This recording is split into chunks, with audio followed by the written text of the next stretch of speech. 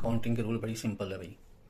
Assets, खर्चे, losses यानी जो भी एक्सपेंडिचर लॉसेज है और असेट्स है, उन सब की प्रकृति डी आर होती है इनकी।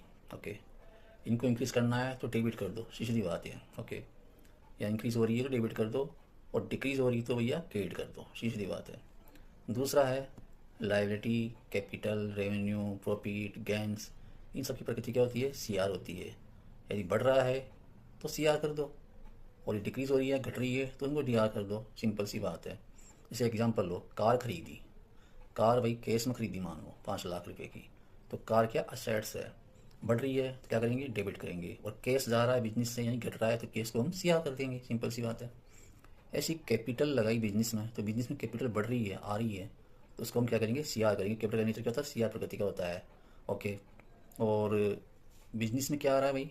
बिजनेस में कैश आ रहा है, तो कैश असेट्स होती नहीं होती है? होती है। करंट असेट्स होती है, वो इंक्रीज़ हो रही नहीं हो रही है बिजनेस में, उसको हम डेबिट करेंगे। असेट्स की प्रकृति हमेशा डी आर प्रकृति होती है, बढ़ाना तो डेबिट कर दो, सिंपल सी बात है। कोई खर्चा किया, खर्चे की प्रकृति क्या होती है? डेबिट प्रकृति होती है। जैसे मान लो खर्चा हुआ एडवर्टाइजमेंट खर्चा, तो खर्चा हो गया तो डेबिट करना है, बढ़ रहा है अपना खर्चा, ठीक है।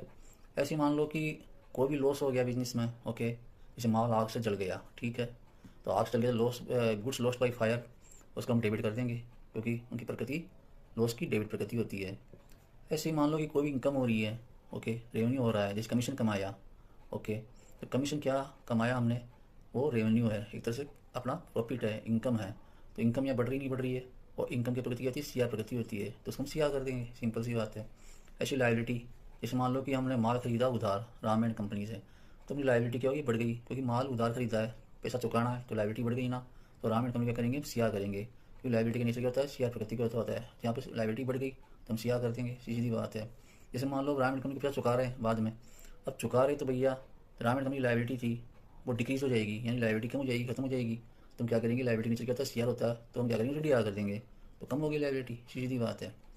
इस तरह से हम क्या करेंगे? समझेंगे, और आराम से अकाउंटिंग एंट्री, जनरल एंट्री आराम से कर पाएंगे। Thank you. Please like and subscribe करें।